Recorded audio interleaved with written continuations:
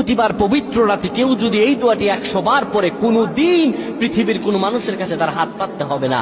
পৃথিবীর সবকিছু তার পায়ের নিচে আল্লাহ হাজির করে দিবেন।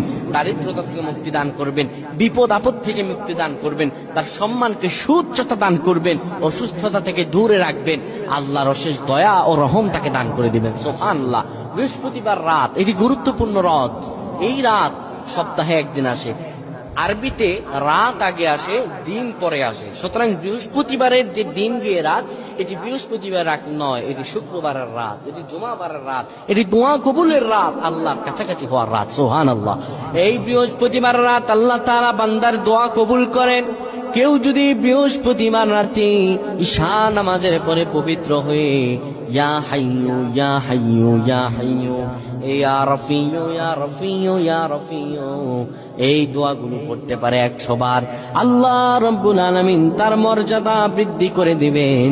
তার জীবনটাকে আমার আল্লাহ সুন্দরভাবে সাজিয়ে দিবেন। বিপদ আপদ বালা মুসিবত গুলো আমার রাব্বুল আলামিন দূর করে দিবেন।